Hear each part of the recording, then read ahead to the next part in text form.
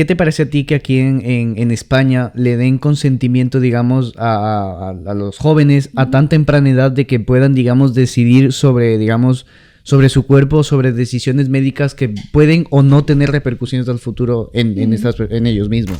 Ahora mismo, como he dicho antes, sí que tenemos como eso de valorar si el menor es lo suficientemente maduro como para tomar esa decisión. Justo. Entonces, pero claro, es que tiene muchas lagunas, porque ¿cómo evalúas tú que una persona es madura o no? ¿En qué te estás basando? Entonces, a ver, hay decisiones en las que a lo mejor sí que puede intervenir el niño porque son banales, por decirlo de alguna, que no son de alguna manera. Fuertes. Claro, en las decisiones que son más graves, por decirlo de alguna forma, como por ejemplo el tener un cáncer y el decidir tratarse o no tratarse, pues ahí sí que se tira más a que decidan los padres, que normalmente es que se traten, ¿no? O se tiene que hacer una evaluación muy estrecha de lo que es el menor, es decir, ¿entiende realmente las consecuencias de su decisión? Vamos a hablar del aborto. Porque realmente tampoco es algo que a nivel legal suponga gran problema ahora mismo. Lo que sí que puede ser más a nivel legal es un aborto provocado por otra persona. Porque aquí en España el aborto es legal hasta la semana 14.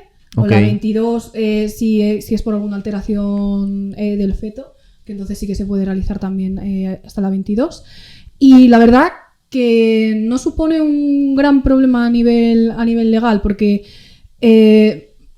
casi sí, o sea, solamente sería un problema el caso de que tú quieras abortar y el profesional no te quiera realizar el aborto, pero ahí no se suele perseguir tampoco, suelen ir a otras clínicas para realizarse.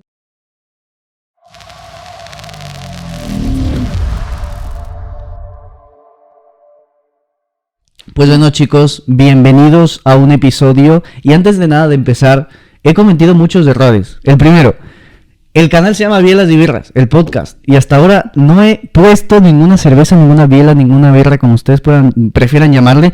Así que el día de hoy con la invitada nos vamos a tomar una cervecita auspiciada. No, mentira, no me auspicia Mau, pero si quieres, que no me haga problema, vaya. Pero es una cervecita de limón que está rica, la verdad. Así que vamos a empezar con un traguito. Salud por este podcast. Así que espectacular. Pues bueno, ahora sí, bienvenida Mónica a este nuevo episodio. Los temas que vamos a tocar creo que son bastante buenos, bastante interesantes. Y los vamos a tocar desde un punto de vista de un estudiante del mundo de medicina. Y vamos a específicamente también tocar el mundo de la medicina forense. Creo que es un mundo bastante importante tocar aspectos como son, por ejemplo, asesinos seriales. Aspectos como son, por ejemplo, el aborto. Ese tema que todo el mundo dice como que, ay Dios, se le explota la cabeza a todo el mundo. Vamos a tocarlo bastante. Y temas bastante interesantes que vamos a ir tocando a lo largo de este podcast. Espero que les parezca interesante, que les resulte súper bueno, que se informen también desde una persona que ha estado, digamos, en este mundo ya tocando experiencias, digamos, del día a día, yendo a congresos, yendo a sitios donde le ha tocado ver esto al día a día. Ahora nos va a explicar todo. Así que sin más preámbulos y sin más que entretener a la gente, bienvenida y es tu momento. Gracias. Bueno, pues yo soy Mónica, soy estudiante de medicina, estoy en quinto ahora mismo y quiero especializarme en medicina legal y forense. Aunque todavía no me dedico a ello profesionalmente, sí que dedico mi tiempo libre a formarme sobre ello. Y nada más, ya podemos empezar con las preguntas cuando quieras. Pues a ver, la primera pregunta es... ¿Qué te llevó a ti a estudiar medicina forense? ¿Qué es lo que más te llamó la atención de todo esto? Pues no sabría decir exactamente qué es lo que más me gusta, porque me gusta todo, realmente. Pero lo que sí que puedo decir es que lo he tenido claro siempre. Desde muy pequeña me ha gustado. De hecho, con 13-14 años me hice un curso de medicina legal con psiquiatría forense, además. Porque me gustaba muchísimo y la idea de meterme a medicina fue precisamente por eso, porque quería ser forense. Luego cambié un poco, me fui por urgencias, luego que sí cirugía pediátrica, que me sigue gustando muchísimo, pero una tiene que elegir. Y no sé, para mí la medicina forense es que tiene todo. Claro. O sea, tiene la parte de hablar con gente, tiene la parte de estar tú sola también en tus autopsias y no tener que relacionarte tanto con los demás y poder pensar tú sola y darle vueltas a las cosas. Tiene el tema de la investigación, que me fascina. Tiene el tema de psiquiatría forense, que es algo que me gusta muchísimo. La psiquiatría me encanta. Y siendo médico forense, puedo tocar parte de ello. Entonces, no sé, me parece una especialidad muy bonita, muy completa, que no solamente hablar, o sea, no solamente ver muertos, no solamente las autopsias, o sea, es muchísimo más. Es agresiones sexuales, es reconocimiento de víctimas de, por ejemplo, una pelea, si ha habido, accidentes, valoraciones psiquiátricas de criminales, de víctimas. Entonces es una especialidad que es muy completa y eso es lo que más me gusta. ¿Qué le dirías a una persona que en un punto de su vida quiere meterse a estudiar medicina forense? ¿Le dirías que es fácil, difícil o que sí, es que sinceramente te gusta, te metas y si no... A ver, yo diría que si te gusta, pues que vayas a por ello al 100%, pero hay que tener en cuenta que es muy largo porque son 6 años de medicina y luego ahora mismo está por vía MIR, entonces son 4 años más. O sea, es muy largo, pero yo creo que si te gusta merece la pena. La siguiente pregunta. ¿Cómo han sido tus experiencias? Digamos, vamos a tocar un poco la más como que tranquila y después la más fuerte, tanto en congresos o tanto en momentos que tú has tenido de medicina. ¿De medicina en general o de medicina forense? Digamos los dos, primero de medicina en general y después forense. Los dos, vale. Medicina general, lo más suave, cualquier cosa. Es que al final la medicina es muy del día a día. O sea, no pasan cosas extraordinarias como se ve por ahí. Entonces, como que el día a día es eso, es básico, es simple. Entonces, tampoco hay nada así simple como que explicar. Y lo más fuerte podría ser una vez que fui de mis primeras rotaciones. Ok. Bueno, de hecho fue la primera rotación. ¿Rotaciones cuando, digamos, doblas? No. O sea... Rotaciones cuando tú vas al hospital a hacer unas prácticas. Entonces, cada vez que estás en un servicio es una rotación. Entonces, mi primera rotación fue la primera vez que estuve haciendo prácticas. Entonces, la adjunta con la que estaba, que es la doctora principal, digamos, me mandó a hacerle la historia clínica a un señor que bueno, supuestamente pues, estaba más o menos bien. Entonces, claro, yo llegué y lo que me encontré fue que ese hombre estaba mal. Muy mal. O sea, yo pensaba que estaba muerto cuando llegué. O sea, de verdad, porque yo le llamaba y no respondía. Y claro, yo ahí entré un poco en shock, de decir, ¿qué está pasando? ¿Qué hago? Claro. No sabía si llamar a alguien. No sé, yo me acerqué, vi que no estaba extremadamente frío, vi que respiraba y ya me quedé un poco más tranquila, pero digo, este hombre, ¿por qué me mandan a mí a hacerle la historia si está así? Les digo, esto ha tenido que ser de repente. Entonces, claro, yo ya me fui a hablar con la doctora y decirle, oye, este hombre no está bien. O sea, claro, esto no. Y claro, ella flipando diciendo, pero si estaba bien hace un momento, ¿qué ha pasado? Tal. Bueno, pues nada, fue a verle y ahí, bueno, no respondía, a ella todavía un poco, le podía decir algo, pero no hablaba y nada, salió de ahí diciendo, vamos a llamar a la familia porque de hoy no pasa. ¿Pero que tenía un cáncer o algo así o qué? No recuerdo exactamente qué era una sepsis, creo. Eso es. Una sepsis es una infección generalizada, digamos, por una bacteria. Uy. Tenía una bacteria, entonces se le fue a la sangre. Entonces había entrado, creo que ya estaba en shock séptico, que es ya cuando los órganos empiezan a fallar. Entonces yo creo que ya estaba en esa fase. Entonces, claro, ahí ya la doctora dijo, vamos a llamar a la familia, porque de aquí no va a pasar. Entonces, pues le llaman a la familia. Eso para mí fue muy, muy duro, porque, jolín, fue mi primera rotación, uno de mis primeros pacientes, y ya tener que llamar a la familia a decir, ostras, es que de aquí no sale, para mí eso fue muy duro. Pero luego al final salió bien. O sea, el hombre no se murió. Al día siguiente, pues estaba normal. Entonces, bueno, fue ahí el susto y el pasar por... el hablar con la familia y demás. Y luego el lado positivo de ver que esa persona se había recuperado. Entonces, claro, sí, me imagino. Pues fue una experiencia interesante, la verdad. Y un poco complicada y luego pues al final con un final feliz, pero bueno. ¿Tu especialidad has comentado que es psiquiatría forense? No, forense en general. Lo que pasa es que la psiquiatría forense se toca dentro de ese campo. Vale. ¿Este es un campo en el cual te gustaría dedicarte? ¿O es un campo que solo estás tocando, digamos, como leyes, yo qué sé, administrativo, derecho administrativo, por ejemplo? A ver, si yo me quisiera dedicar en exclusivo a ser psiquiatra forense, tendría que hacer la especialidad de psiquiatría. Vale. Y luego de ahí ya subespecializarme, digamos, en psiquiatría forense. O sea, no sería por la especialidad de forense como tal. Claro. Entonces, no me gusta tantísimo como para dedicarme solamente a ello. Es un campo que me gusta, pero se dedican más al trato con criminales, bueno, criminales o gente que ha cometido, que ha hecho algo que necesita un tratamiento psiquiátrico, el diagnóstico más concreto, digamos. Claro. Y yo, como médico forense, lo que haré es más pues evaluaciones psiquiátricas de criminales o de víctimas.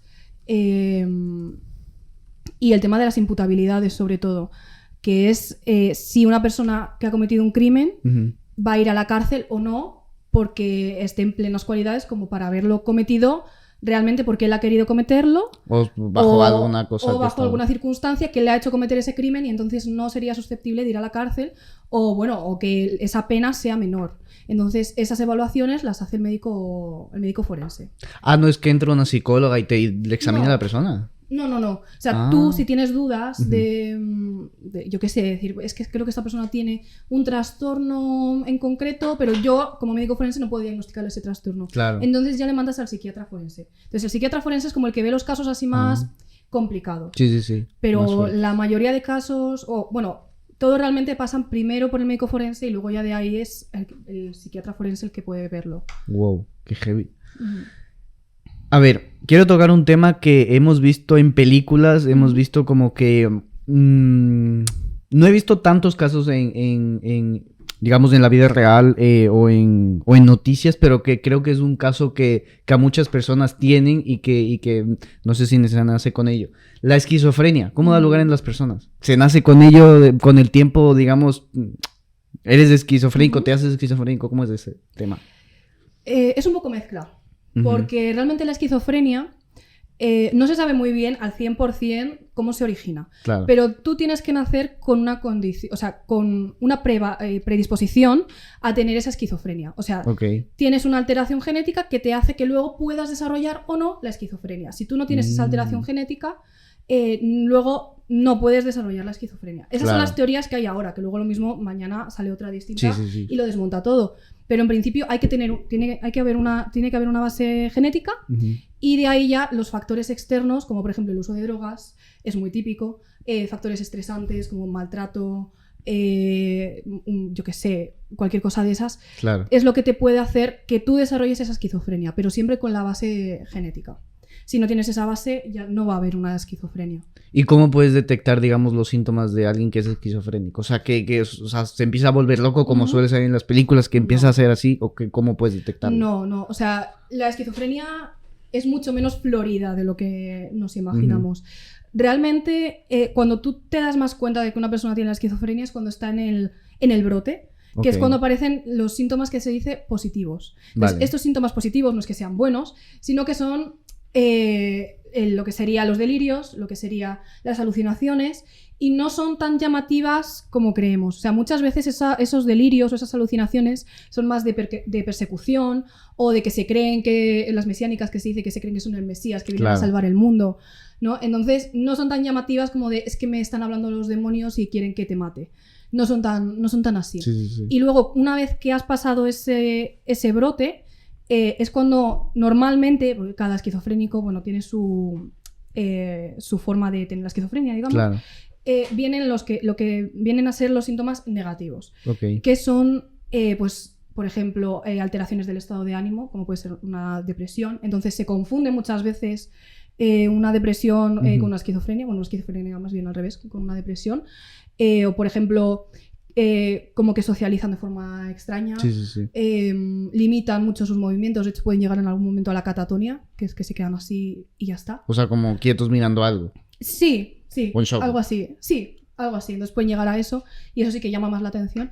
Pero cuando son síntomas tan suaves, por decirlo de alguna forma, como los del estado de ánimo, pueden pasar bastante desapercibidos. O sea, cuando llama más la atención es cuando están en un brote y tampoco tienes por qué darte cuenta de que están en ese brote. Por lo que entiendo, llama más la atención cuando la persona está como que así, como que no está como alterado físicamente, sino está muy relajado. O no tanto. Es que depende. Cuando llega a la catatonia, eso sí que es un estado que llama mucho la atención, pero tampoco es tan frecuente. Entonces, es más que tienen formas extrañas de relacionarse, pero hay que hacer un diagnóstico diferencial ahí con otras cosas, que tampoco tiene por qué ser una esquizofrenia. Lo más característico son los brotes, cuando tienen lo que es la psicosis. Ah, claro. O sea, que es lo de las alucinaciones y los delirios. Y como digo, pueden no ser tan llamativos como para tú darte cuenta de que una persona tiene una esquizofrenia. Porque hay veces que los delirios que cuentan te los puedes creer. O sea, puedes pensar que lo que te están contando realmente lo están viviendo. Claro, sí. Porque son sutiles. Entonces, esto es como la película del Joker, ¿no? Que él, digamos, vivió un mundo literalmente paralelo a lo que sucede en la realidad. Eso es. Sí, eso es lo que viene a ser la psicosis, que desconectas con la realidad. Wow. Es eso. Qué heavy. Tú hiciste un TikTok hablando sobre una niña de 12 años que falleció por una mala praxis. Esto es...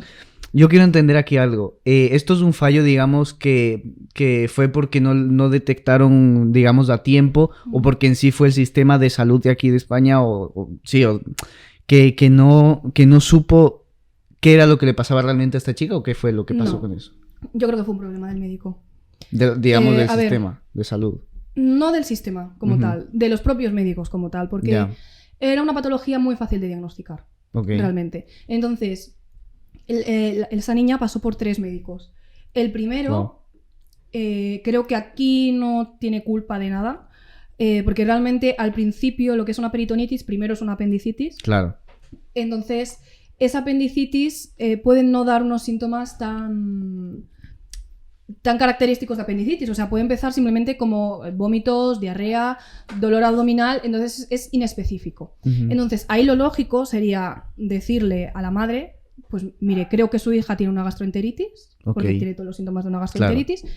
En cualquier caso, si presenta los síntomas de alarma, que se explican, entonces acudir de nuevo a urgencias. Eso es lo que se dice siempre cuando viene una persona con una gastroenteritis, que pueda evolucionar a una apendicitis. Siempre se explican los síntomas de alarma para volver a ir a urgencias, porque puede que evolucione.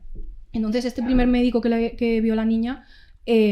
creo que no tiene culpa de nada. Ahora bien, el segundo médico que ya le vio tendría que haber sospechado algo. Claro. Porque esa niña, según cuentan, porque todo esto es en base a la información que tenemos. Luego no sabemos realmente cómo iba. Porque o lo ves o no, o los informes o lo que sea. Entonces, la niña lleva muy mal. Y claramente, ante una gastroenteritis que evoluciona mal, que está la niña... que parece deshidratada, por lo que parecía que estaba muy débil, con todos los síntomas que tenía. Que también, además, no sé si era este o el siguiente, ponía que tenía defensa abdominal. Aunque no lo tenga, en este caso ya es como para plantearse que pueda ser una apendicitis. Claro. Porque ya no es normal que después de tantos días la niña no solo no mejore, sino que vaya peor. Entonces, ya es como para plantearse cosas. Pero bueno, aquí la responsabilidad es más cuestionable también. No, no podemos confirmarlo. Claro. Pero luego ya el último médico que le vio, yo considero que aquí sí que hay una mala praxis. Porque aquí sí que ya venía la niña muy, muy mal.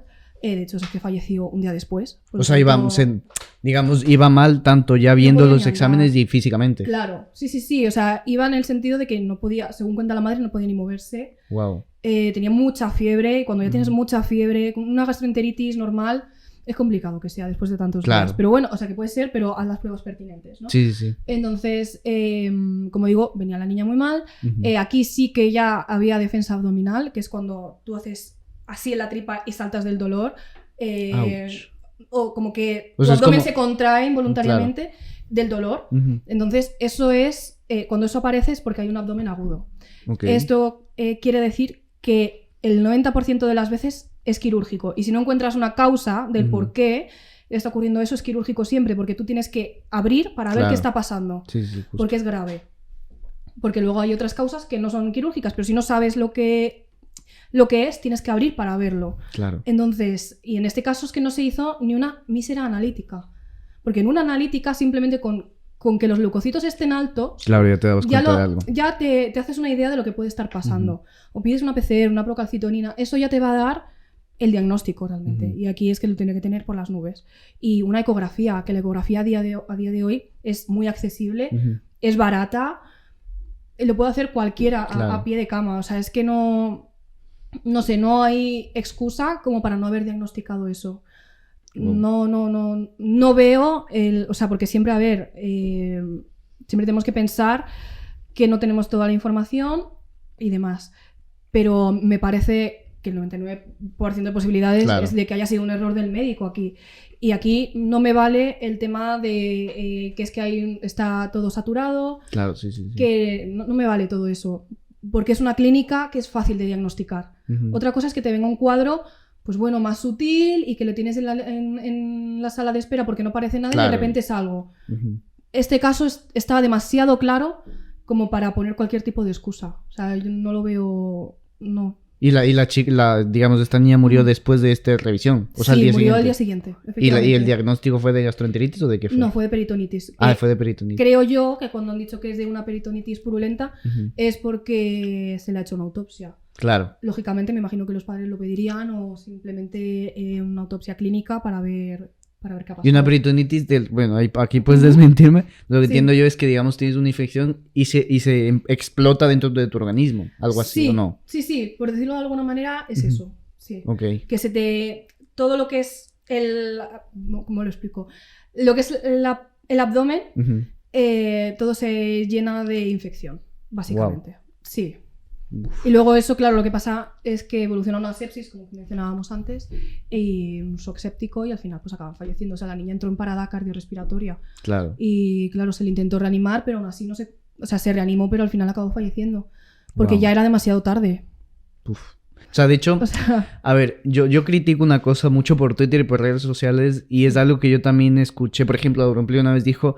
él dijo, o sea, a mí me parece ridículo que los streamers estén cobrando millones y miles al mes y un médico que salva familias cobre 1.000, 2.000 euros. O sea, me parece total. Pero es que ahí es cuando yo digo como que la sociedad en la que vivimos hoy en día está tan mal estructurada. O sea, con el paso del tiempo nos hemos dañado de una manera tan increíble que ahora la gente que realmente debería ganar muchísimo por lo que realmente hace, como por ejemplo su caso o tu caso que es del sector de la salud, gana muy poco y realmente no está valorado. O sea... como que si valiesen mierda, por llamarlo de alguna manera fea. Sí, pero yo creo que no es tanto tampoco cuestión de dinero, porque yo creo que tampoco se cobra mal. Claro, o sea, a ver, se podría cobrar mejor, por supuesto, sí. Pero creo que tampoco se cobra mal si no son las condiciones en las que están. O sea, no puede ser que en una jornada laboral tú veas 70 pacientes. Porque es que es inviable, pero tanto para el profesional como para los pacientes, porque no estás dando una atención de calidad. Eso por un lado. Yo creo que no es tanto tema de dinero, porque los médicos como tal, yo creo que se cobra bien siendo médico. O sea, no es tanto que se necesite un sueldo mayor, sino una calidad mejor. Una calidad de vida mejor, tanto para el profesional como para los pacientes, porque no es normal tener 70 pacientes en un día. Claro, justo que... Es que no das. Ni puedes dar una buena calidad para ellos, ni tú vas a estar bien. Entonces, es más tema de eso, de hacer las cosas bien y no de cobrar más. Claro. A ver, la siguiente pregunta. Yo creo que bastante gente, por ejemplo, conozco mucha gente que me ha dicho, mírate esta serie, que por ejemplo Doctor House, que por ejemplo The Good Doctor, que a mí personalmente me encanta. De las experiencias que tú has tenido, versus realidad versus ficción. Yo, por ejemplo, he visto series en las que literalmente, The Good Doctor, por ejemplo, en la que metían y movían órganos y yo decía, o sea, a mí me entraba una cosa por... Uy, pero a ver, ¿qué tanta realidad existe? O sea, ¿qué tanto es verdad y qué tanto no? Pues vamos a decir un 90% falso, 10% realidad. Vale. O sea, es muy, muy falso. No hay tanta acción. O sea, el día a día es mucho más simple que lo que se ve en las series. O sea, eso de que te venga la urgencia... gritando todos por todas partes, no pasa. O sea, es que ni en una gran urgencia pasa eso. O sea, es todo mucho más calmado. Eso sí que fue algo que me llamó la atención cuando llegué al hospital y he estado por urgencias, porque te esperas algo mucho más caótico. Y sin embargo es mucho más, pues eso, más tranquilo. Claro. Sí, que no es tanto así tan heavy. Claro, pero si lo piensas tiene mucho más sentido que sea más calmado, porque puedes dar una mejor atención. Entonces, eso por un lado. Luego, todos los dramas, que si un médico con otro, que si la enfermera, que si no sé qué... A ver, eso sí que tiene parte de realidad, ¿eh? O sea, hay dramillas por ahí, pero tampoco algo tan exagerado, o sea, para nada. Y luego la patología que se ve, que siempre ponen casos de enfermedades raras, siempre hay enfermedades raras, no sé cómo lo hacen, pero yo lo único que veo son ictus, infartos, enfermedad respiratoria y poco más. O sea, lo de las enfermedades raras, pues es que son raras, claro. Es lo que pasa, ¿no? Entonces, eso de que todos los días te vengan 20 pacientes con cosas extrañas, no pasa. Y luego las cirugías, por ejemplo, también son más tranquilas. Son médicos hablando unos con otros del día de lo que han hecho el fin de semana, con Bad de fondo, a lo mejor, literalmente. Y a ver si mueves cosas. O sea, eso sí es verdad, ¿eh? O sea, mueves. O sea, literalmente todo. Mueves órganos. Sí. ¡Qué heavy! Mucho. Sí. Dios. Y en traumatología es estar con el martillo y el clavo y ahí y la sierra. O sea, que eso realmente sí que es así. O sea, las cirugías como tal no son realistas en cuanto a lo que muestran, pero sí son así de exageradas. O sea, de hecho, yo creo que si mucha gente viera una cirugía de verdad, se sorprendería, porque creo que son incluso más llamativas de lo que luego es en las películas. No hay tanta sangre, eso sí que es verdad, ¿eh? Claro. O sea, sí que mueves como mucho y tal, pero no el chorro de sangre que sale por ahí. Me parece una fuente no es tanto así. No, eso no pasa tanto.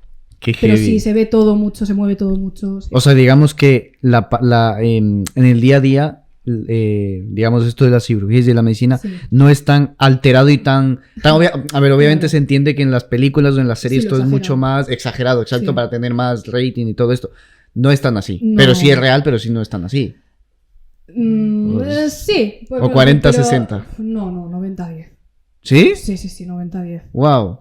Sí, no tiene... Es que no, o sea, de verdad, todas las enfermedades que salen, todo el drama que hay, es que la mayoría de pacientes, vamos, por lo menos en Guadalajara, yo no sé, a lo mejor en el Hospital de la Paz, claro, pues que es mucho más central, pues imagino que vendrán cosas más heavy, ¿no? Sí. Pero lo que vemos ahí, pues son personas mayores, que pues una que se ha caído por las escaleras, el que le ha dado el ictus, el señor que es que se marea, ¿sabes? Que no son cosas tan espectaculares como vemos. Y eso y todo con mucha calma.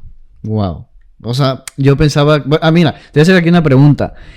Por ejemplo, en la serie de Good Doctor, el protagonista es un chico que tiene autismo. Sí. Y todo, digamos, a mí me fascina también cómo él ve las cosas, cómo, digamos, él ve todo se interioriza mucho con lo que está pasando. ¿Esto de interiorizarse mucho es bueno o es malo? O sea, digamos, meterse tanto como que...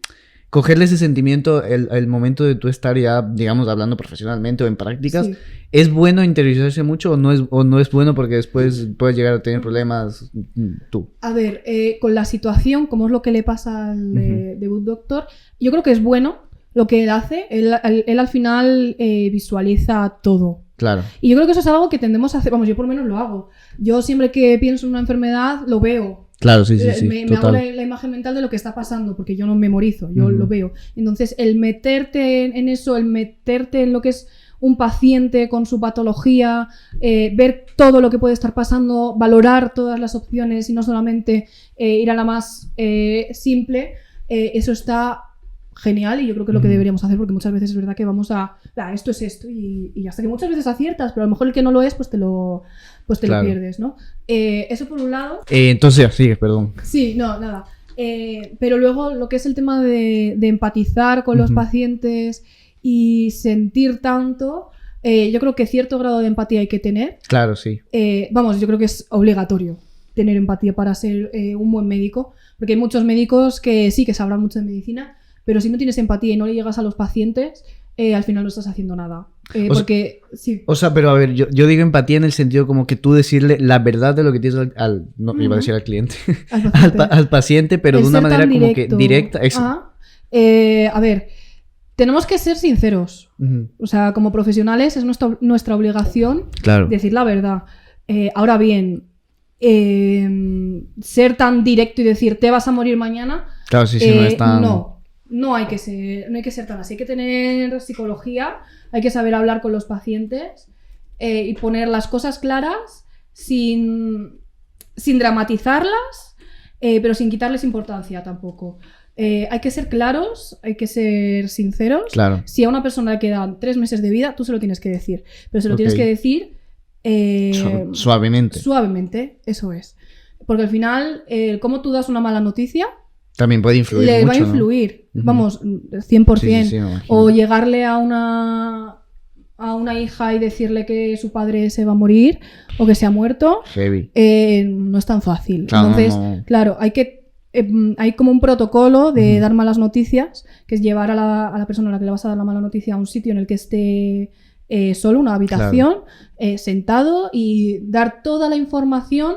Si es, por ejemplo, que se ha muerto un familiar o que se va a morir, todo cómo ha ocurrido y cómo va a ocurrir, porque para que procesen bien la información. Es súper importante que esa información se procese y que no le generes un trauma a la persona al darle la información. O sea, eso es fundamental. Entonces, sinceridad sí, pero con un tacto y con psicología. Claro, es que eso digo yo. O sea, yo, por ejemplo, creo que fue en época de pandemia o el 2021, no me acuerdo exactamente.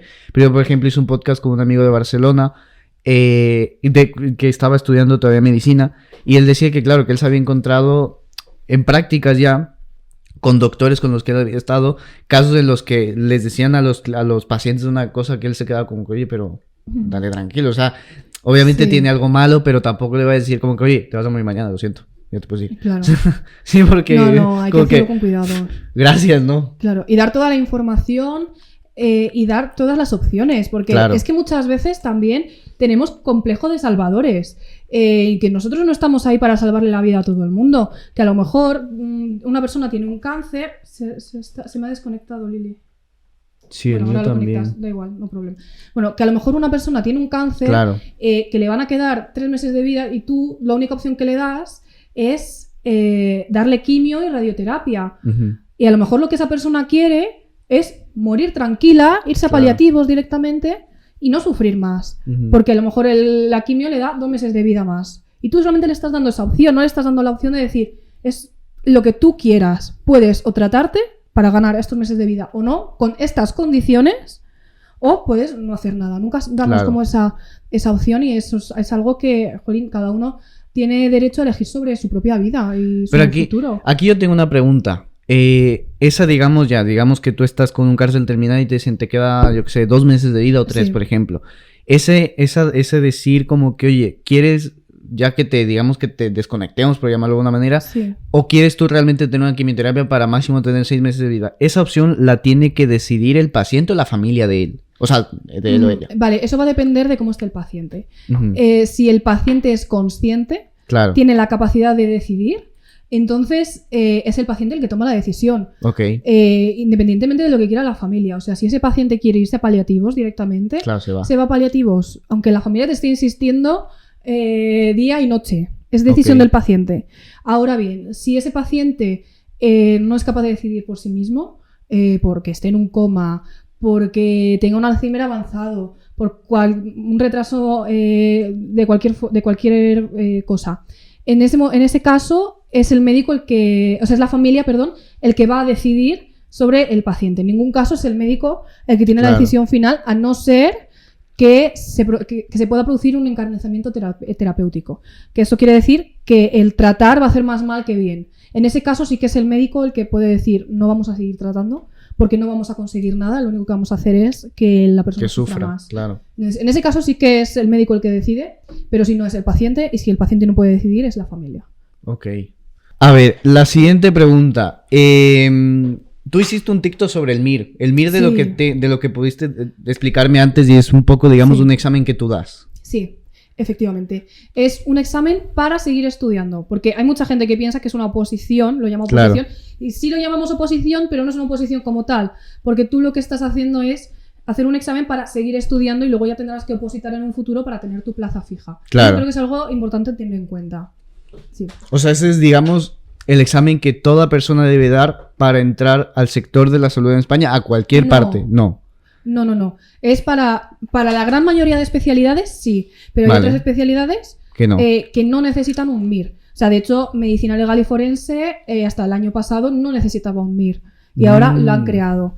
Entonces, realmente si te quieres especializar en algo, casi siempre vas a tener que hacer claro, te va a tocar. un MIR. Bueno, de hecho, si te quieres especializar como tal, tienes que hacer un MIR. Porque luego puedes trabajar como médico sin tener un MIR, pero bueno, las opciones son limitadas. Pero bueno, si te quieres especializar, te toca darlo. Sí.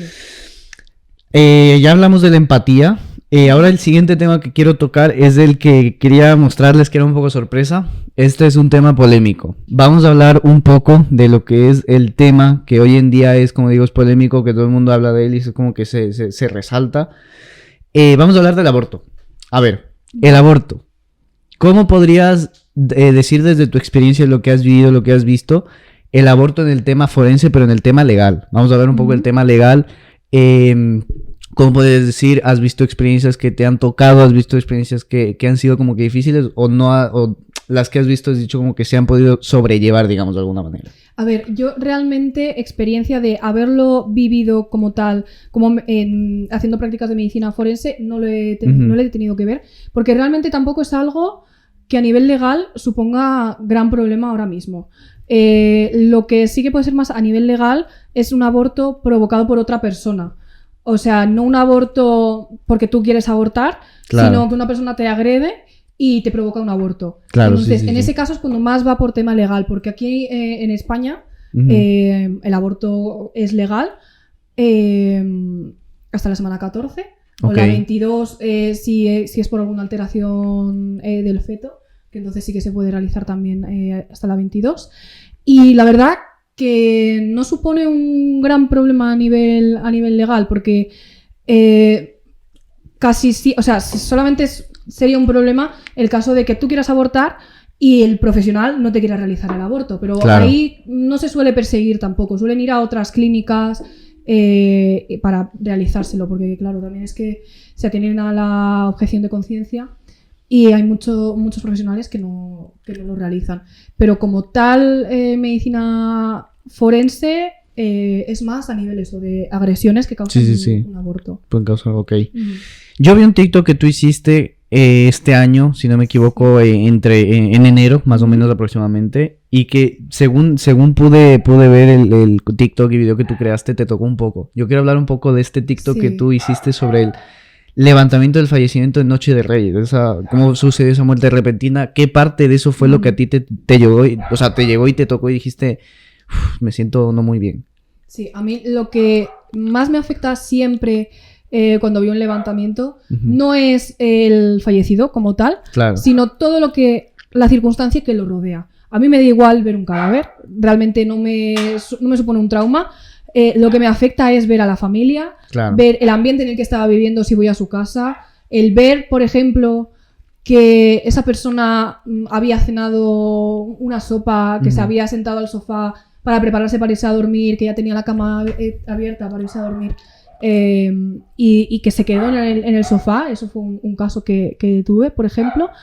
Y en este caso en concreto lo que me afectó es que era un día especial y entonces, claro, o sea, yo justo después de eso iba a ir a mi casa con mi familia.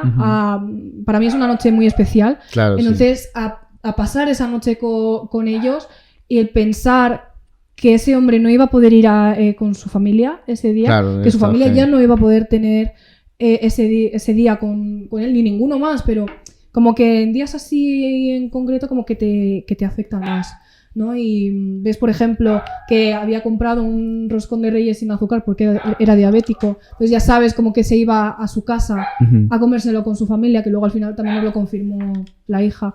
Entonces realmente es todo eso como que lo rodeó. Y luego en cuanto a lo que es la muerte como tal, pues es que nos puede pasar a cualquiera, o sea, fue... no tengo claro al final qué llegó a ser, pero fue algo cardíaco, o sea, eso estaba clarísimo. Y a partir de cierta edad, con factores de riesgo, claro, a cualquiera le puede pasar. Entonces, que no es algo extraordinario que tú digas, ¡buah! Es que le ha tocado a él porque le ha tenido que tocar, no. Claro, es que es muy frecuente. O sea, que es algo que no es que pase un caso dentro de 1000, sino que claro, es algo normal. No es muy frecuente. O sea, de hecho, la mayoría de los levantamientos de cadáveres que se hacen no son causas ni de suicidios, ni de asesinato, ni mucho menos. Son causas naturales y la gran mayoría de ellos son infartos o algo de origen cardíaco. Entonces, pues ya aprovecho para decir que nos cuidemos. Claro. La tensión, el azúcar, el colesterol, porque es que nos puede pasar a cualquiera. Uh-huh. La serie de Jeffrey Dahmer, ¿cómo que, a ver, tú digamos, por ejemplo, yo cuando entré a crear contenido y en el sector, digamos, del audiovisual, yo cuando veo una película, una serie, es difícil, por ejemplo, cuando familiares ven series conmigo, películas, yo de cierta manera les jodo la película porque le digo, mire, esto está hecho así, la cámara, la escena, la luz, todo esto. Tú cuando ves una serie, digamos, de criminales, de asesinos en serie y todo esto, ¿tú analizas al protagonista? ¿Cómo fue, digamos, analizar esta serie de Jeffrey Dahmer? Bueno, lo analizo en esto y en las series de médicos. O sea, digo, es que esto está mal. O sea, ¿cómo son capaces de hacer esto? En concreto, en la de Jeffrey Dahmer, fue el analizarle psicológicamente. Y luego, claro, a partir de ahí también investigar lo que no sale en la serie, porque tampoco te puedes fiar al 100% porque es una serie, ¿no? Entonces, me gusta mucho eso de ver por qué hacen lo que hacen. De hecho, pues hice un TikTok hablando de eso y hubo gente que se me echó encima de decir, es que ¿cómo lo puedes defender? No sé qué, no lo estoy defendiendo. O sea, explicar por qué hacía lo que hacían no es defender. Claro, sí, simplemente entender. Entonces, cuando yo estuve viendo la serie de Jeffrey, yo analizaba absolutamente todo lo que, cada punto. Lo que él hacía. Decir, es que esto lo está haciendo porque es que se siente solo y no quiere sentirse solo. Es que se come a sus víctimas porque le da miedo que la abandonen y quiere tener siempre parte de ellos en él. Wow. Porque no quiere que la abandonen. Eso me recuerda a la película... Sí, es película del perfume, por ejemplo, que él quería tener impregnada. ¿No has visto? No. Es una película en la que el asesino mata, o sea, si no me equivoco, todas las víctimas de él son mujeres y las mata por el olor, o sea, quiere tener perfumes y hasta donde vida, me acuerdo, porque la vez tenía muchísimos años, él cogía y las mataba y creo que les quitaba la piel o de alguna manera como que cogía el aroma y creaba perfumes, o sea, de cada víctima, o sea, sí, es una película muy macabra, entonces justo me acabo de hacer acuerdo a eso. Sí, viene a ser eso, o sea, él se las comía por eso, para tener siempre una parte de ellos con él, y les mataba por eso, porque no quería que la abandonaran. Y de hecho uno de sus primeros crímenes lo mató, lo hizo, o sea, se quedó como con las cenizas y los huesos y los esparció alrededor de su casa para tenerle cerca. Entonces, pues yo eso, o sea, todos esos puntos pues los iba analizando también. Por ejemplo, decir, vale, ¿está psicótico o no está psicótico? Y no llega al punto de estar psicótico. O sea, él no tenía una esquizofrenia. Él nunca tiene un delirio y él nunca tiene una alucinación. Él lo único que tiene son ideas extrañas, ¿no? O sea, esa idea de si me como a esta persona va a estar siempre conmigo, es una idea extraña, pero no es un delirio.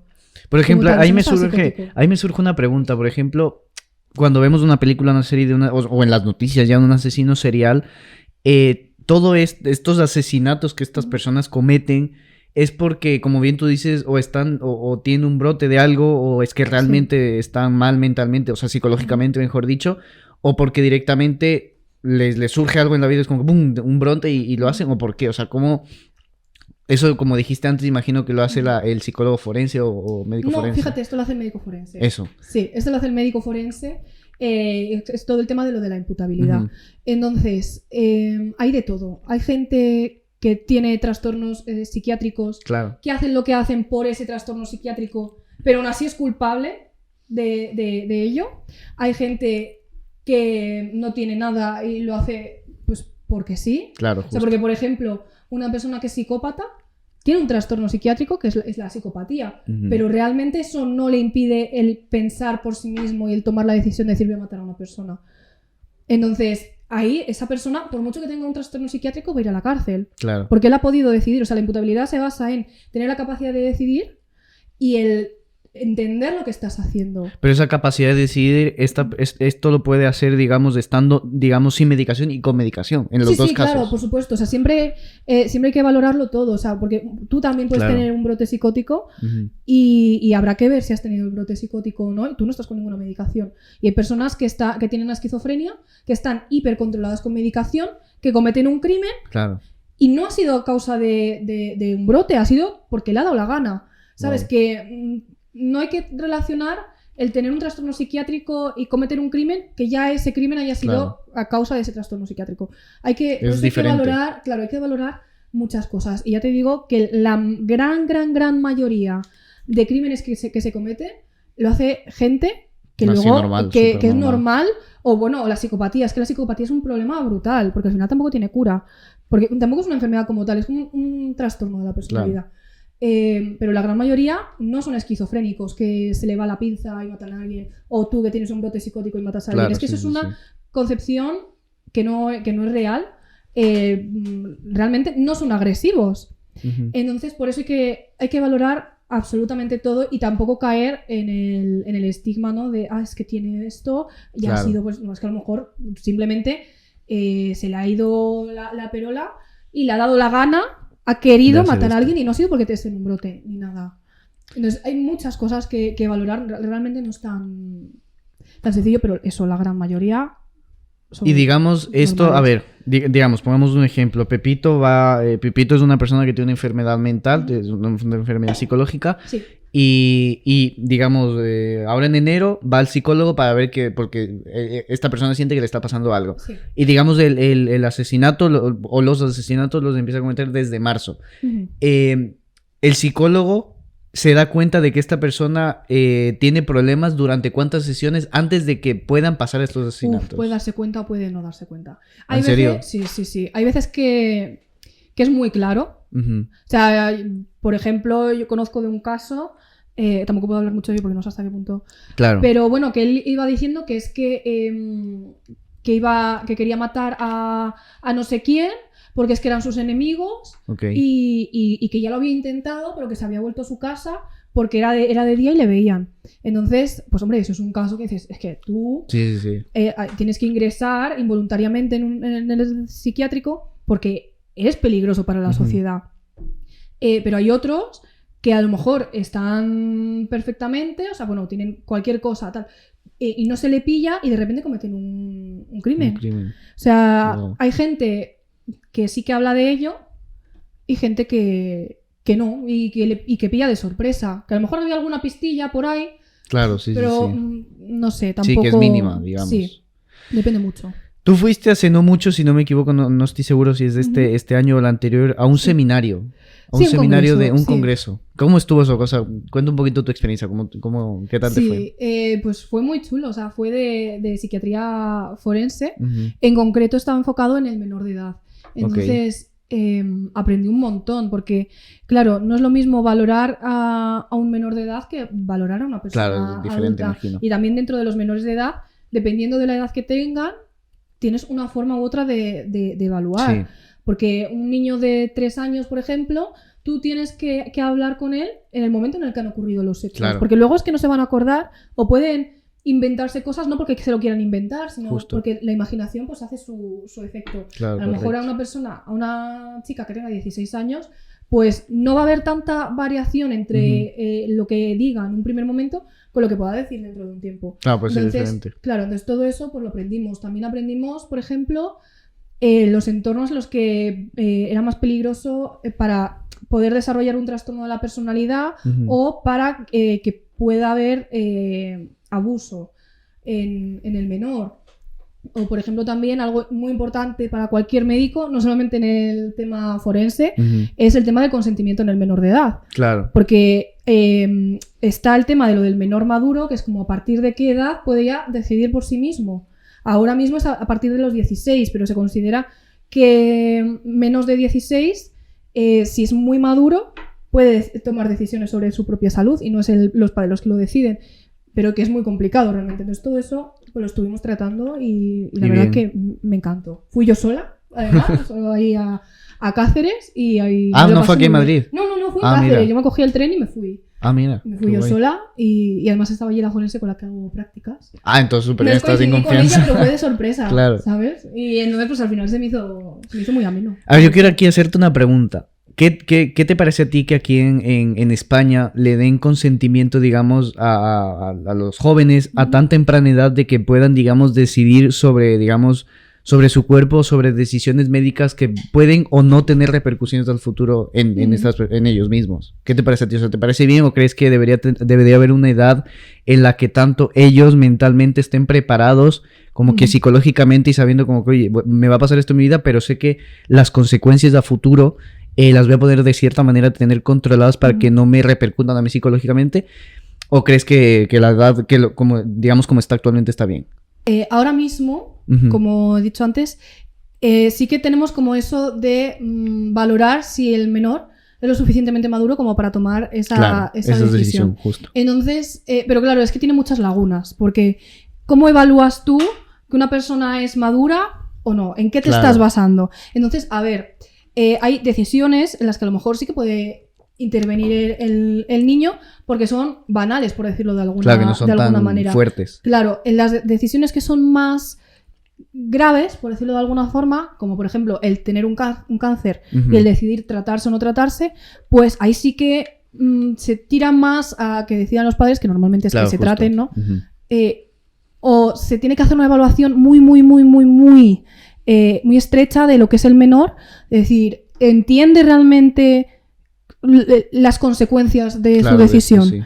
Entonces, bueno, está ahí un poco complicado. Entonces, siempre ahí es fundamental tener el apoyo de un psicólogo que evalúe la situación y que diga, pues, que considera o que no considera. No está bien. Porque luego también hay casos como, por ejemplo, los testigos de Jehová, que no pueden recibir transfusiones de sangre y a lo mejor el niño la necesita y quiere por sí mismo recibir esa transfusión, porque él sí quiere vivir, claro, sí. ¿no? Entonces, pues ahí a lo mejor sí que se puede tener más en cuenta, aunque realmente iría también por lo judicial. Estos casos así tan extremos, que ya entran temas religiosos, que si el niño quiere una cosa, los padres quieren otra, son cosas así, sí que es verdad que va más por lo judicial y al final es el juez el que acaba decidiendo.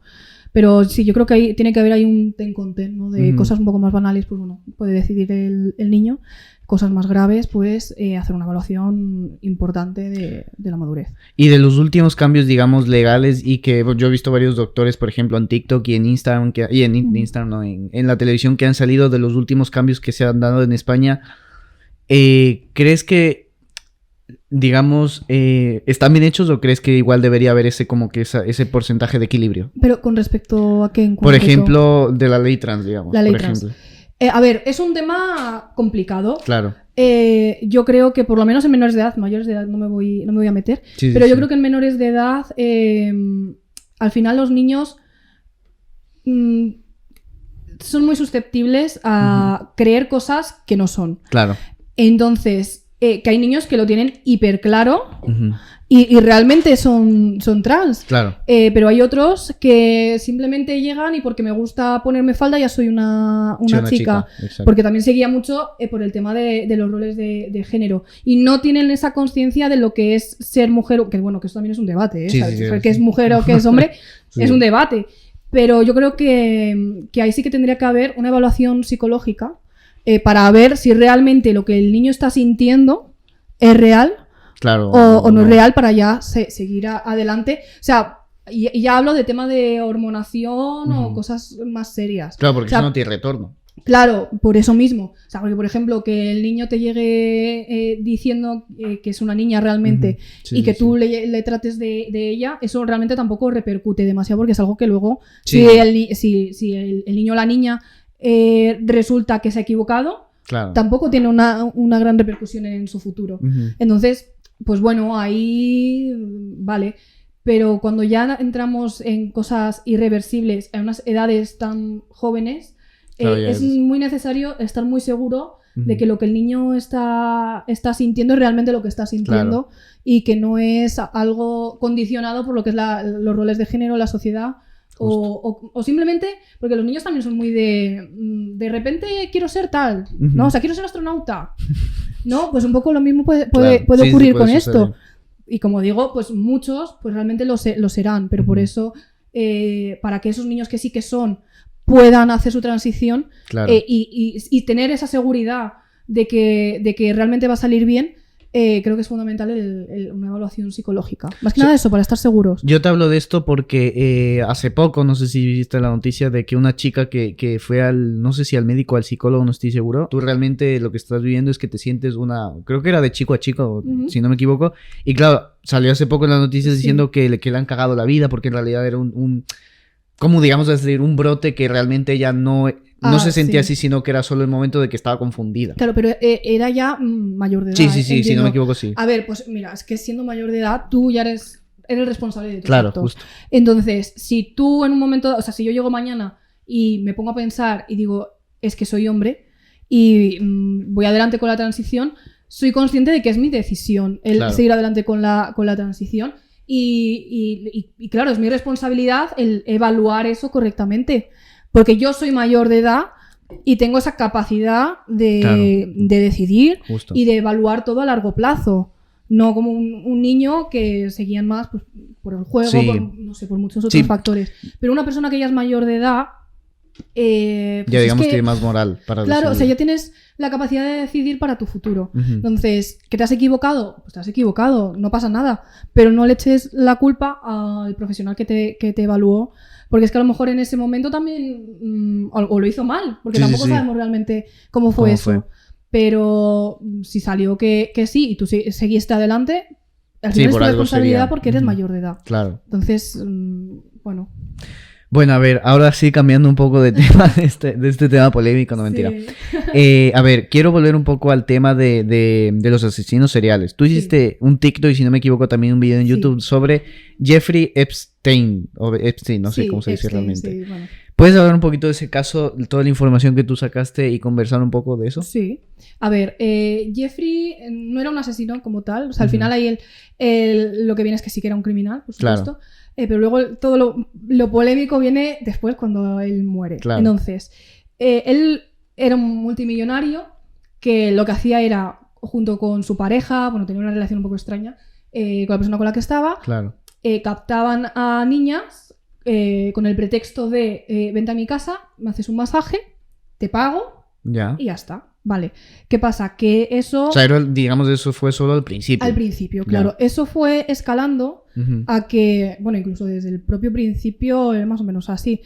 Tampoco se sabe muy bien cuándo comenzaron los abusos, pero con el pretexto de vente a hacerme un masaje y te pago, al final acababa con abusos sexuales.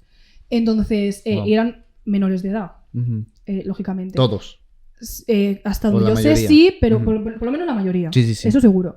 Entonces, claro, también lo que hacían era que a la niña a la que convencían de que hiciera eso, le decían, oye, si traes amigas, te pago más.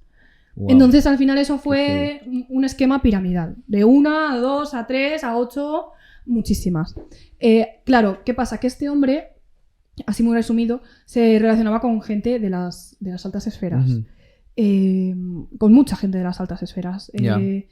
Y él tenía una isla en la que se iba con esta gente. ¿Que se compró una isla? Sí, tenía una isla que era suya, es que era así de multimillonario.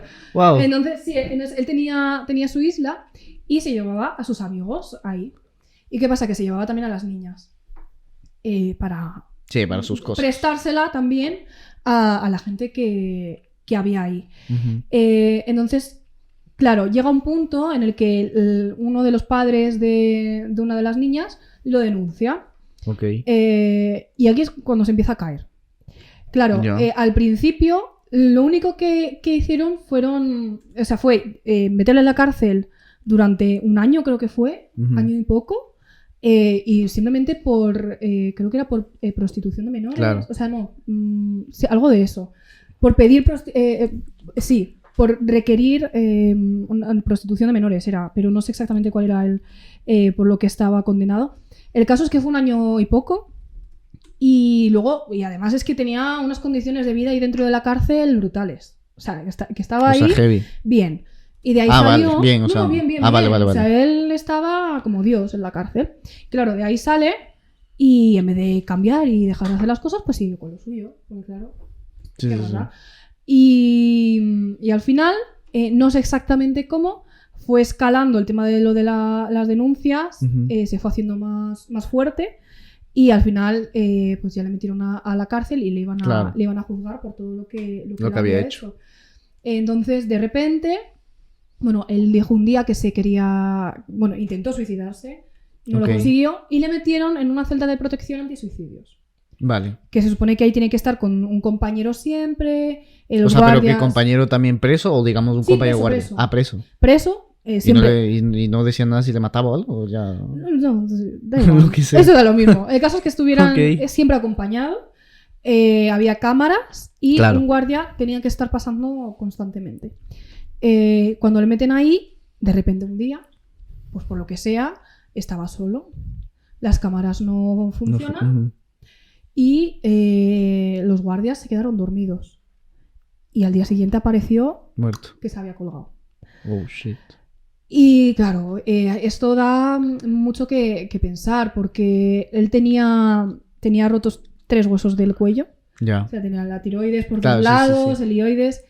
Eso no cuadra con que se haya ahorcado. O sea, eso ya lo digo que es de estrangulamiento. Eso es muy raro. Todas las condiciones es muy rara. Al final era una persona muy poderosa que tenía mucha información que dar, que yo creo que es por lo que yo creo que se lo cargaron. Porque tenía mucha información de mucha gente que había participado en ello, y cuando ahora le iban a juzgar, yo creo que esta gente tenía miedo de que hablara de lo que supiese y todo. Claro. Wow. Entonces, pues esa es la historia de Epstein. Qué heavy, ¿no? O sea, había visto el video, pero muy poco y no, o sea, parece, heavy. También el lado de que, claro, o sea, como bien dices, lo dejan en una celda ahí como con la buena de Dios, de que un compañero, digo yo, claro, o sea, si lo dejan con un compañero. Y yo he escuchado, por ejemplo, en muchos documentales, de hecho, creo que fue hace unas 3 semanas, vi un documental en YouTube de que, por ejemplo, habían encarcelado... creo que un narco, pero no me acuerdo de dónde, y claro, lo dejaron en una celda, y claro, 2 días amaneció ya muerto, y claro, lo dejan a la buena de Dios, pues obviamente se lo van a llevar. Eso pasa en general, ¿eh? ¿Ah, sí? Sí, o sea, en la cárcel se matan y esas cosas. No, claro, sí. Y pero claro, se suicidan que te dejen como que así, como ese caso de este chico. Pero claro, aquí fue, pues más bien eso, que se quedó casualmente falló todo, lo que no tenía que fallar, y justamente la aprovecha y se suicida. Y luego es que no cuadran las cosas. No va en bien general. Ahí. O sea, fue curioso eso, sí. A ver, un tema que yo he escuchado de todos los médicos a los que yo he ido, personalmente. Sí. Te recomiendan que tomes la misma pastilla, ya sea paracetamol, sea omeprazol, sea ibuprofeno, sea la pastilla que esa pastilla te va a revivir la vida. ¿Qué pasa con esto? ¿Por qué es esto? Vale, a ver, lo que pasa es que para muchas enfermedades que tenemos no hay una cura como tal. Entonces, lo que se hace es paliar esos síntomas. O sea, quitarte esos síntomas. Claro. Entonces, por ejemplo, tú vas con una gripe y lo que te mandan es o Frenadol, o te mandan un ibuprofeno para bajarte la fiebre, o el dolor de garganta y tal. Entonces, ¿esa pastilla te cura? No te está curando. Lo que hace es quitarte los síntomas. Porque no hay... O sea, sí que hay medicamentos para los virus, por ejemplo, que son los antivirales, pero no merece la pena meterlos en la población general, porque al final son cuadros banales. Entonces, con estos cuadros que al final no evolucionan a nada, tampoco, pues eso, no merece la pena invertir todo lo que vale eso simplemente para que te dure, en vez de 5 días, 2. Entonces, lo que se hace es dar esos medicamentos que es para paliar síntomas. Entonces, sí que es verdad que, por ejemplo, el ibuprofeno también es antiinflamatorio, entonces si tienes un dolor articular por una inflamación, sí que te va a ayudar a curar, bueno, no curar como tal, sino a bajarte esa inflamación. Pero claro, no son pastillas mágicas como tal, o sea, curan, son multiusos, eso sí, porque alivian mucho y al final es como la única baza que tenemos para ciertas cosas en las que no podemos darte una solución, no te podemos curar, pero te podemos dar esto, digamos, para que una solución mejor. Como que temporal. Sí, para que lo pases lo menos mal posible. Claro, vale. Entonces sería eso. Caso Alcácer. ¿Qué nos puedes comentar del caso Alcácer? ¿Cómo lo viste tú? ¿Qué estudiaste? ¿Qué te informaste? Todo un poquito. El caso Alcácer es un caso que es muy complicado, que tiene muchas lagunas. Caso Alcácer, caso con muchas lagunas, muchos problemas. Hicieron las cosas muy mal y claramente hay cosas que están ocultando. Claro. Entonces, no sé si quieres que cuente un poco el caso como tal. Tienes libre paso. Libre, vale. Lo que tú quieras. A ver, entonces nos situamos en 1992, en el 13 de noviembre creo que era. 3 niñas que son Miriam, Toñi y Desiree quieren irse a una discoteca, la discoteca Colors. Entonces se van haciendo autostop.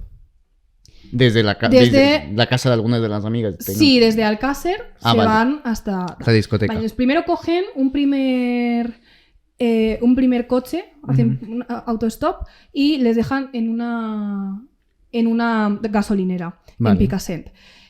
Ahí llegan perfectamente, los testigos que hay, pues no hay ningún problema.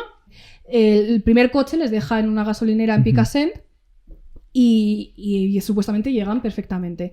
Una vez allí vuelven a hacer autostop y supuestamente, según una vecina que lo vio desde su piso, se subieron en un coche blanco con otras 4 personas, que eso ya descuadra un poco, pero bueno, que fueron los que ya supuestamente le iban a llevar a la discoteca Colors. Claro. ¿Qué pasa? Que aquí ya no se sabe nada más de las niñas. La última en verlas fue esta vecina que les vio subirse al coche y ya no se sabe nada más. Entonces, lo que ocurre a partir de aquí es que se crea un circo mediático brutal. O sea, retransmitiendo todo, que si la familia llorando, haciendo entrevistas de un tono pues que no era el adecuado. Que no era el adecuado para la situación, efectivamente. O sea, como muy enfocado al drama, a captar a la gente llorando, el apelar a ese dramatismo, ¿no?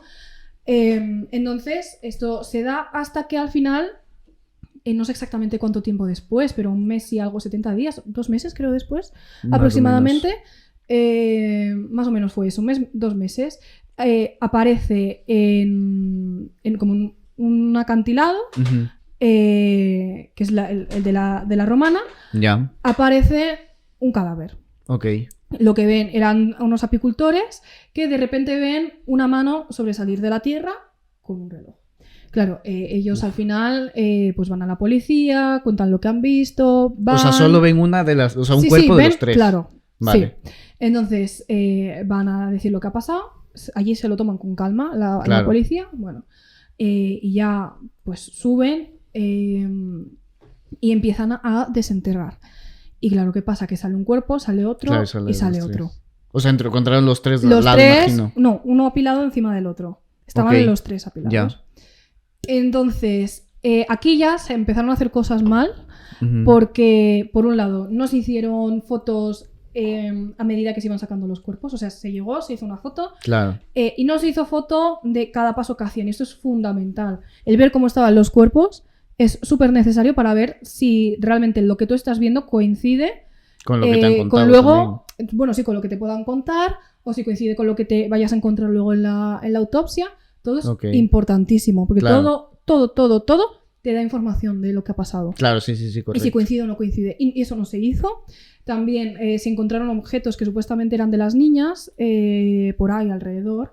Y en vez de sacarle fotos a todo por separado en donde estuvieran, los recolocaron y le hicieron una foto todo junto. O sea, es que esto es ridículo. O sea, fue como un escenario de película de crimen. O sea, fue ridículo. Es que tú cuando llegas a una escena del crimen tienes que hacer las fotos tal y como están. Claro, porque todo te va a dar información. Claro. No puedes tocar y moverlo todo y le hago una foto, esto es lo que encuentro. No.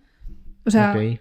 Tú tienes que hacer foto a todo lo que te encuentras, como te lo encuentras. O sea, pero por ejemplo, digamos, en el momento en el que ya, digamos, los apicultores llamaron a la policía y todo, los primeros que van a una escena del crimen, ¿qué cuerpo público es? Por ejemplo, policía o guardia civil, ¿quiénes son? Pues van los policías. Va el juez de guardia. Y va el médico, los médicos forenses. Vale. Y bueno, puede ir algún asistente también a sacar las fotografías, fotógrafos forenses, lo que sea. Sí. Eso varía, ¿no? Pero siempre policía, juez de guardia y el médico forense. Entonces, aquí también se hizo muy tarde, se hizo todo con prisas. La gente que tiene que hacer su trabajo, pues lógicamente no lo hizo. Entonces todo se sacó. Y se hicieron las autopsias. Claro, las autopsias... también hay cosas que no cuadran. porque, bueno, antes de las autopsias, importante que me lo he saltado, se encontró un papel del médico con el nombre de una persona. O sea, un papel que dejó un médico. Dejó una persona al médico y te dan un papel como un informe, un volante, no sé qué era exactamente, un papel médico con el nombre de una persona. Y eso lo encontraron en un cuerpo. Lo encontraron al lado. Al lado del cuerpo. Casualmente, o sea, como lo que es toda la escena, ¿vale? Dentro de unos arbustos encontraron eso. Ok. Bueno. Y ponía un nombre que era Anglés, ¿no? Anglés, okay. el apellido es que ahora mismo no sé el nombre. Yeah. Sí. Entonces, pues fueron a la casa de este hombre. Bueno, pues resulta que no era ese hombre en concreto, sino su hermano, que claro, también se apellidaba Anglés, pero que había utilizado el nombre de su hermano porque estaba en busca y captura, porque se había escapado de la cárcel y tal. Y este otro hombre, pues justo desapareció. Uf. Qué heavy. Desapareció, o sea que supuestamente se fue por la ventana. Y estaba en busca y captura y nadie más lo encontró, como que han pasado 30 años y no se ha sabido nada más de él. Wow. Eso, por un lado. Y luego también estaba ahí Miguel Ricard, que es otro de los que estaban acusados de todo esto.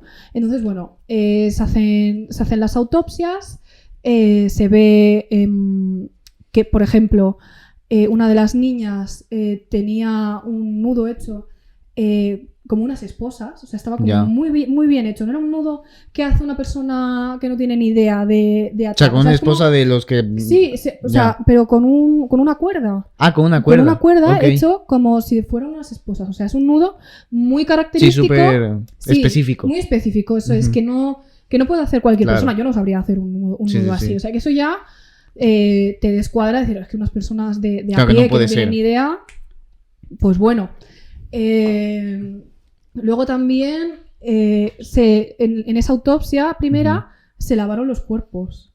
Okay. Entonces luego cuando fueron a hacer la segunda autopsia como que estaba todo que no estaba como en las condiciones en las que se había encontrado, porque se hizo una segunda autopsia porque todo era demasiado extraño. Claro. Y en esta segunda autopsia se encontró entre la ropa de una de las niñas y la piel, creo que era, se encontró un vello púbico canoso. O sea, que no era de las niñas. Y claro, casualmente el otro esos no lo vio.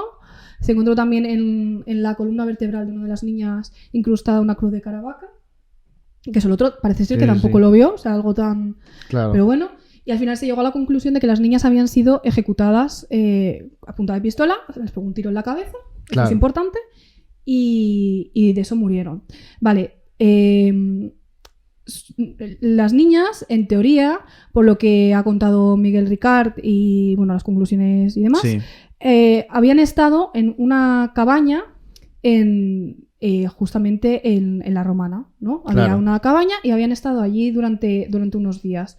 No se encontró ADN de las niñas ahí, o sea, sí que se encontró de Ricard y de Anglés, pero no se encontró ADN de las niñas y habían estado ahí tanto tiempo como no se encuentra nada. Claro, sí. Y... Sí, te corto aquí porque eso me ha hecho acuerdo no sé si escuchaste en México el caso de Bani Escobar. Ay, no sé cuál es. Sí. Bueno, te cuento, o sea, hasta lo que yo sé, te cuento. Se supone que una chica, que creo que, no sé si tenía ya 18 aproximadamente, más o menos, por ahí, una chica mexicana le pidió permiso a su papá para salir a una fiesta con las amigas. Sí. No estoy seguro si llegó a la fiesta o si no llegó o fue a la salida esto, pero se supone que lo que sucedió en todo el crimen es que ella estuvo dando vueltas y al parecer, digamos, ella fue a una discoteca aquí y estaba como que había un hotel y varias cosas cerca, y lo que dicen que pasó es que cuando esta chica salió iba a coger un Uber, un taxi para regresar. Entonces, claro, el papá le estaba llamando, no contestaba, se estaba preocupando y ninguna chica respondía. Entonces, digamos que ella estaba aquí, se estaba dando las vueltas por el hotel para ver si llegaba el Uber o el taxi, y de la nada el cuerpo lo encontraron como 100 metros más adelante metido en una cosa. La incógnita de aquí es que, por ejemplo, te digo, esto pasó hoy domingo y el cuerpo, según dice la policía, lo encontraron un miércoles, pero el momento en el que se supone que llamaron a la policía y la policía fue, según ellos dicen, no pasaba nada, pero ya se olía o sea, ya alguien había notado que algo estaba pasando ahí, y recién eso dijeron que el cuerpo lo encontraron el miércoles porque estaban dolores, pero realmente muchas personas de la zona decían, no, esto realmente pasó un domingo, y según ellos dicen, el miércoles realmente encontraron. Entonces ahí hay muchísimas incógnitas, me ha hecho acuerdo de eso. Sí, es que al final, ocultan como mucha información. O hacen las cosas mal y lo intentan como arreglar como pueden, o realmente ocultan cosas. Sí. Entonces, este es el caso, por ejemplo, de Alcácer. Que aquí yo creo que es 50-50. Claro, me ha hecho. Pero bueno, sí, porque también, según cuentan, claro, les mataron de un tiro en la cabeza. Claro. Y en la misma fosa en la que se encontraron. Y ahí no había nada de sangre. O sea, y eso...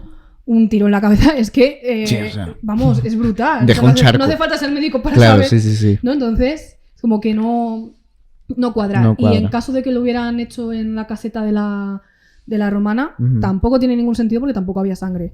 O sea, no se encontró nada. Y luego las chicas estaban enrolladas en unas alfombras y se encontraron 12 pelos, fueron, de mínimo 7 personas distintas.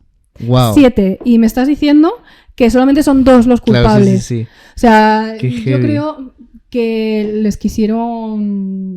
hacer miércoles, hacer mierda. Sí. O sea, quisieron ir a por ellos para encubrir otra cosa. O tal vez sí que tuvieron algo que ver, pero no creo que fueran solamente ellos, sino que había algo detrás. Que no se quiso... Pero este caso del Alcácer, ¿ya se puede resolver todo lo que pasó o todavía sigue con incógnita? A ver, supuestamente está resuelto. Ya. Está cerrado. Fueron Anglès y Ricard. Los culpables. Anglès, los culpables. Ya. Anglès, paradero desconocido, o sea, no se sabe. Y Ricard sí que cumplió condena, pero 25 años o algo así, o sea, menos de 30 años fueron. Wow. Y de hecho, bueno, ahora ha vuelto a aparecer en un narcopiso, por ahí. Sí. Entonces, y él en un principio sí que dijo que sí que había sido él. Ok. Pero, bueno, en un principio dijo que no, luego dijo que sí. Y luego dijo que él no había hecho nada, que le estaban intentando, o sea, que él había confesado porque se lo estaban diciendo, básicamente. Le estaban haciendo que dijera eso. Claro, como presionándolo. Claro, presionando, eso es. Entonces, ¿hasta qué punto que es real, que no es real? Ya simplemente, ya quitando lo que haya dicho Ricard o no. Pero las pruebas... son de que algo más está pasando ahí. Si hemos encontrado 12 pelos y por lo menos 7 son de otra persona, son de 7 personas distintas, ya algo no me está cuadrando. O sea, vale, puede que 2 sí que sean ellos, pero ¿y los demás? ¿Qué pasó ¿Quiénes ahí? son? ¿Y dónde está toda la sangre? ¿Dónde está el ADN de las chicas? ¿Cómo subieron hasta allí arriba también? Porque era un sitio de difícil acceso, porque luego se supone que se bajaron otra vez a comprar algo de comida y luego volvieron, o sea que no es tan fácil acceder ahí. ¿Y cómo no le encontraron el cadáver antes? También falta información de cómo de descompuestos estaban los cuerpos, tal, bueno. Sí que es verdad que en las autopsias en ninguna de ellas salió que habían sido agredidas sexualmente, o sea que eso se descartó, pero bueno, que algo raro pasó también. El por qué las secuestraron, tampoco hay un motivo. Sí, que no está todo tan, digamos, tan esclarecido como para decir, o sea, esto pasó así. Exactamente, no. El caso se cerró porque querían que se cerrara, vamos, yo se lo tengo segurísimo.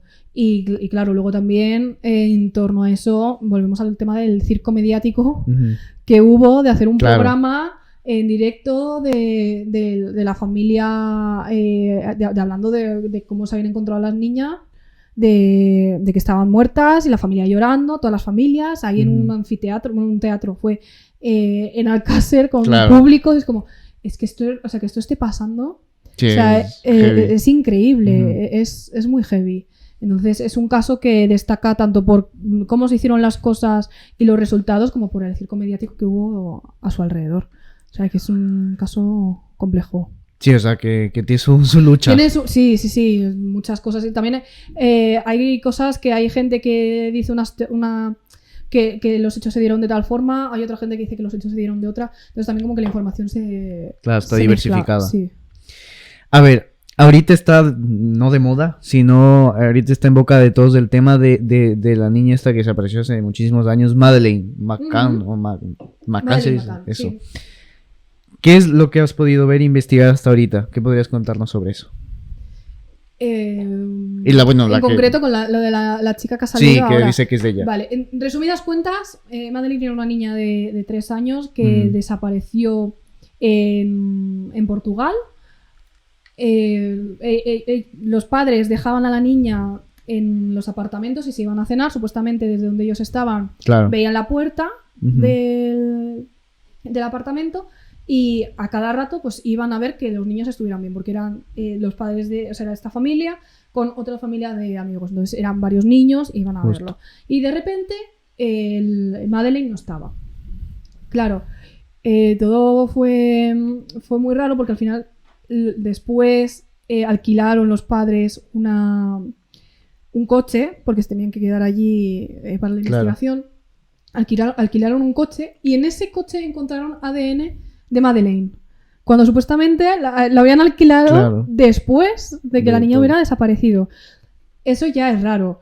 Y ahora de repente, o sea, ya no se ha sabido más. Luego hubo como otro sospechoso alemán, pero como del caso como tal, no se sabe nada.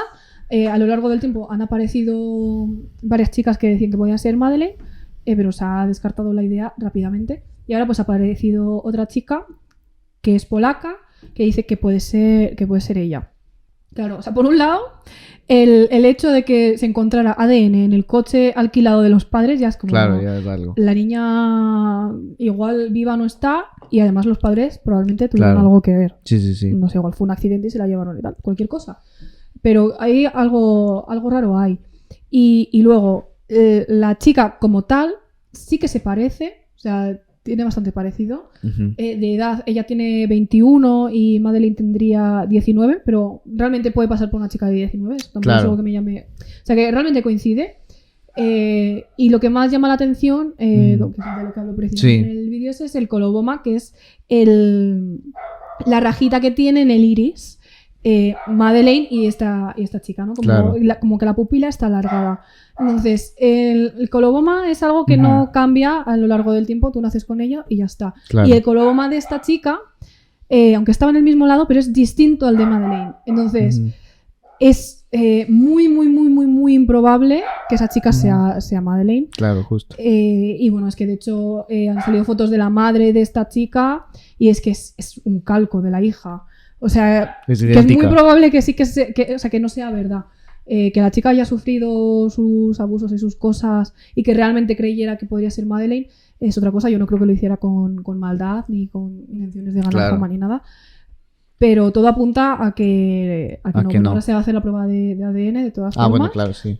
Estamos pendientes de eso para comprobarlo al 100%, pero todo apunta a que no, porque aunque se parecen mucho, hay las pequeñas cosas que no cuadran. Sobre todo eso, lo del coloboma, es que no sea igual ya te lo descarta muchísimo. Porque es como una huella dactilar, es que no se puede cambiar. Bueno, antes de pasar al último tema, quiero saber cómo te ha parecido este podcast, qué tal te has sentido, qué tal todo. Ay, pues muy bien, me ha gustado muchísimo la experiencia. Es el primero que hago, espero que de mucho, espero que me invites más adelante. Estás invitada. Porque la verdad que me lo he pasado muy bien, me he sentido muy, muy a gusto, estoy muy contenta. Yo creo que para ser el primero que hago, oye, ni tan mal, ¿no? Una pregunta que no le he hecho a ningún invitado. ¿Qué te parece que existan este tipo de, digamos, de espacios en los que se conoce una versión tanto profesional y tanto personal de jóvenes que viven el día a día en sus universidades, en sus trabajos, en su día a día, tanto personal como profesional? ¿Qué te parece eso? O sea, que existe este tipo de espacios. Pues me parece muy interesante, un concepto muy guay, porque sí que es verdad que hay podcasts como que se centran no solo en una cosa y en otra.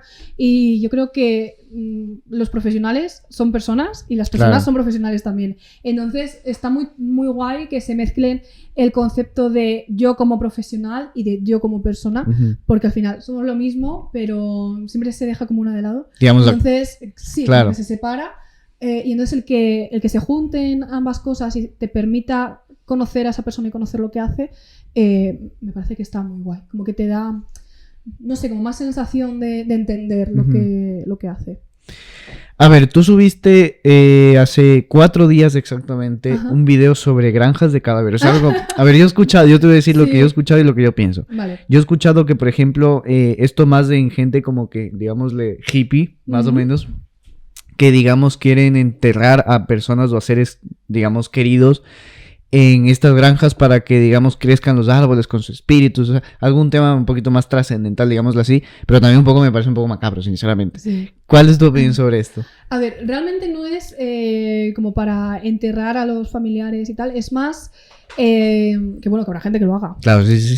Lógicamente, por tener esa idea, ¿no? Pero realmente es como investigación y como docencia también para los estudiantes, vale. el aprender la identificación de restos y valorar como todo lo que lo rodea. Claro. Entonces, sí que es un poco macabro, es verdad. O sea, tener ahí un sitio lleno de cadáveres por ahí en distintas circunstancias, pues da un poco de mal rollo, claro, a la gente, yo lo entiendo. Pero también veo que es una fuente de información muy interesante, porque yo creo que no hay nada que te dé más información que el verlo, claro, y el experimentarlo. Entonces, tú puedes tener una teoría sobre cómo se descompone un cuerpo si lo aíslas de toda la fauna, uh-huh, y si lo pones al sol 24/7, ¿sabes? Pero que si tú no lo ves, no lo puedes confirmar.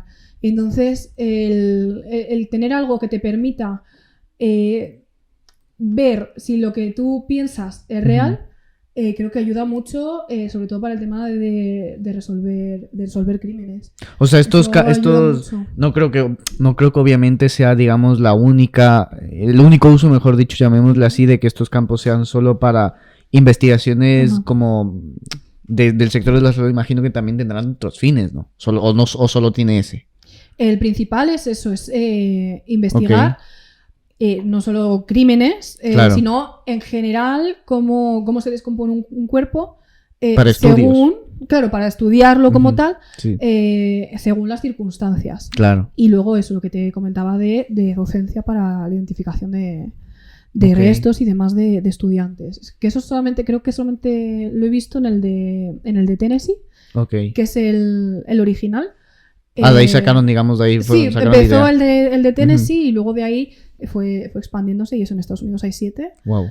Sí, y luego por ahí en Canadá parece que hay uno, Australia, bueno, por ahí, pero en el original sí que sé que es docente también. Pero la idea original de crear eso fue para la resolución de crímenes. Ay, claro, yo cuando escuché eso, un poco fuerte, un poco macabro. Sí, no, sí, claro, suena un poco macabro, pero ya, sí es para fines de estudios y todo. Claro, sí, al final nos sorprendería todo el tema esto de lo de los estudios. Claro. Y da un poco de mal rollo, pero al final hay que experimentar y hay que ver qué pasa. Al final, uh-huh, es gente también que ha donado su cuerpo para eso. Claro. Eso dicen. Sí, a saber qué hay detrás. Que luego que saquen alguno de... Pues bueno. Uh-huh. Pero, pues bueno, que la gente lo done para eso y que se pueda aprender de ello, pues está muy bien. Igual que en las facultades de medicina cuando diseccionamos cadáveres. Pues es que... Uf. Sí, claro, al final tenemos que aprender de alguna forma. No, y la gente obviamente. Precisamente para eso. Para es formar. La práctica, directamente. Claro, si tú no lo ves, por mucha teoría que tengas, es que te da igual. Luego no sirve para nada. Entonces, pues también da mal rollo de saber que en la facultad de medicina está lleno de cadáveres. Bueno, en formol ya no se utiliza, pero en un líquido que los mantiene y en las neveras, para que luego lleguen los estudiantes, uh-huh, y lo diseccionen o lo vean y lo abran. Pues también da un poco de mal rollo, pero hay que pensar que es eso, que es para aprender y... Claro, para entender cómo funciona el cuerpo, cosas así también. Claro, efectivamente. Último tema, la masacre de San Valentín. Cuéntame un poquito acerca de esto. Eso tampoco hay muchísima información, porque claro, fue hace mucho tiempo. Sí.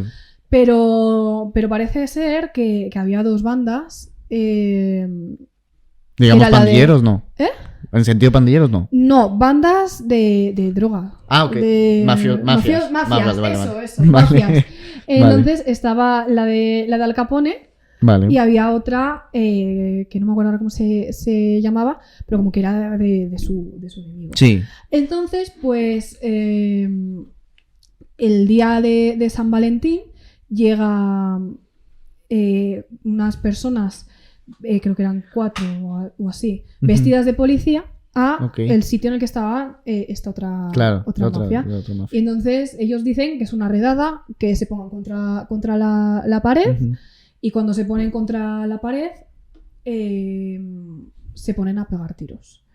Y acaban con la vida de todos los que hay ahí. Claro. Y no se sabe al 100% que haya sido la banda de Al Capone, la mafia de Al Capone, porque ese día Al Capone no estaba allí, pero claro, pudo ser que es lo que se cree, que mandó a gente a que lo matara, a que lo hiciera. Simplemente, pero nunca se condenó por ello, porque tampoco se confirmó que había sido así. Entonces, pues bueno, uno de los misterios de... Quedó en misterio de eso. Sí, pero bueno, de misterio poco porque, a ver... Sí, se sabe claro, lo que pasó. O sea, es un secreto a voces. Último mensaje para la gente que ve este podcast que le interese entrar en el mundo de la medicina forense. ¿Qué recomendaciones, experiencias? ¿Qué podrías decir tú? Si entra, sí, te digo que entres, no te digo que entres, ¿qué? No se puede, también habéis esperado en los minutos de lista. Sí, ya, también no jodas. Sí, pero no pasa nada. Está grabado ahí. Bueno, da igual, vale. ¿Qué diría? Que yo creo que es un mundo que es muy bonito, que es muy, muy interesante. Poco hablado, porque sí que es verdad que parece que el tema de la muerte, porque es lo que más llama la atención también del tema forense, aunque no solo es eso. Es un tema tabú todavía, apenas se habla. Y claro, o sea, yo por ejemplo voy al hospital y me preguntan qué quiero ser, digo que forense. Dicen, que muertos todo el día. O sea, pues mira, estás con ojos todos los días, ¿y qué pasa? Sí. ¿No? Y no es eso, para empezar, pero bueno. Entonces, que si gusta, yo creo que merece la pena hacerlo, saber que va a haber críticas, siempre va a decir, ¿por qué no eres cardióloga? ¿Por qué no eres traumatóloga? Pues porque me gusta esto. Y ya está, y soy tan médico como el traumatólogo como el cardiólogo, o sea, porque es que a veces se nos olvida también que los médicos forenses son médicos. Claro, que han sido médicos y de ahí... Claro, entonces, que yo creo que es un mundo hiper interesante y a quien le guste yo le animaría al 100%, porque de verdad que es maravilloso. O sea, a mí es que me gusta muchísimo. Sí. No, sí, o sea, a ver, yo por el contenido que he visto y hoy que hemos hecho este podcast, la verdad es que hablas desde como que realmente se nota cuando alguien habla de un tema que le gusta y tú estás estudiando algo que te gusta realmente, entonces se nota que lo hablas directamente con el sentimiento. Entonces eso me parece bien porque ahí se nota cuando uno va a hacer las cosas bien, con ganas y empeño. Así que mis felicitaciones y que te vaya muy bien. Si esto es hacerlo con vocación, o por lo menos con cariño y con ganas de hacerlo, porque mucha gente porque no tiene vocación, pero le gusta y ya está, tampoco hace falta tener vocación, pero hacer las cosas porque te gustan es, yo creo que es fundamental para hacer tu trabajo lo mejor posible. Y no sé, nada más que decir, que es precioso y quien quiera ser forense que lo sea, porque de verdad es increíble, muy bonito. Ya saben. Forenses, hacen falta forenses además. A partir del 1024 ya los que quieran, porque que no me quiten a mí mi plaza. Después ya vemos, pero antes no. Pues bueno, amigos, espero que les haya gustado este episodio, que les haya parecido interesante todos los temas que hemos tocado, polémicos y no polémicos, de asesinos en series, de asesinatos, de todo tipo. Espero que les haya gustado, en serio, que lo compartan si conoces a alguien que le va a interesar, que lo compartan más que la cerveza, ya saben. Y nos despedimos también al mismo tiempo de otro podcast de Bielas y Birras, Jóvenes sin filtro y un plan de tranquis. Nos vemos en un siguiente episodio.